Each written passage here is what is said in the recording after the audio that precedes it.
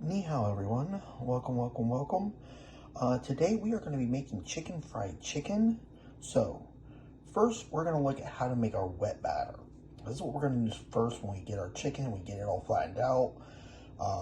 So in here I have 2 cups, I actually doubled it, but for a single one for 2 large chicken breasts, it is 2 cups of half and half creamer, 1 tablespoon of baking powder, 1 tablespoon of cornstarch, and 2 eggs.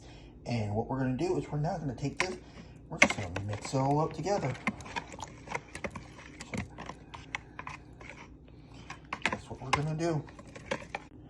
And next we have our dry ingredients that we're going to mix our chicken into. It is 2 cups of flour. It is 2 tablespoons of baking powder, 1 tablespoon of cornstarch, and 3 tablespoons of all-purpose seasoning. So the all-purpose seasoning, that is where you're going to get all of your flavor from. So make sure you do put that in there because that's what gives it its flavor. And finally, once we get everything all put in here, we're just going to incorporate it and make it a nice, we're going to mix it all together and make sure it looks all nice and pretty for us before we go and put our chicken in it and we put it in the oil. Okay, next up we're going to take our chicken. We have a boneless, skinless chicken breast here in a Ziploc baggie. And I know you're wondering, why do I have a rolling pin in my hand with a chicken breast in the bag? We're going to tenderize it.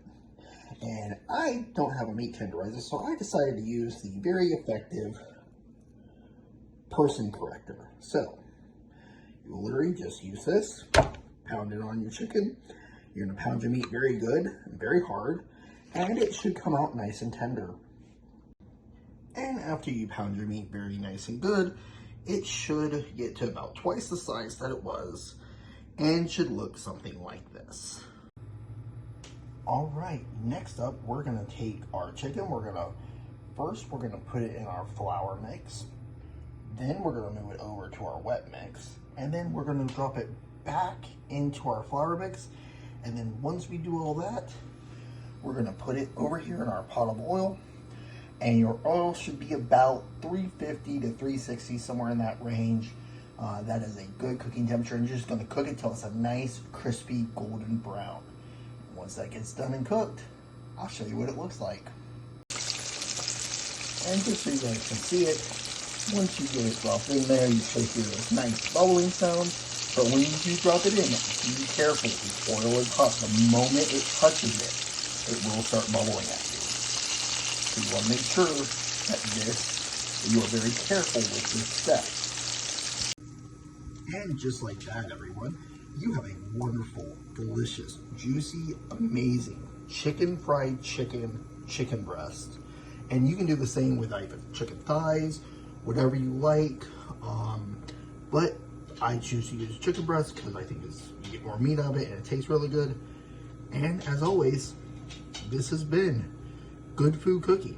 Up next is going to be a sweet ginger salmon, and after that, we're going to be making some chili.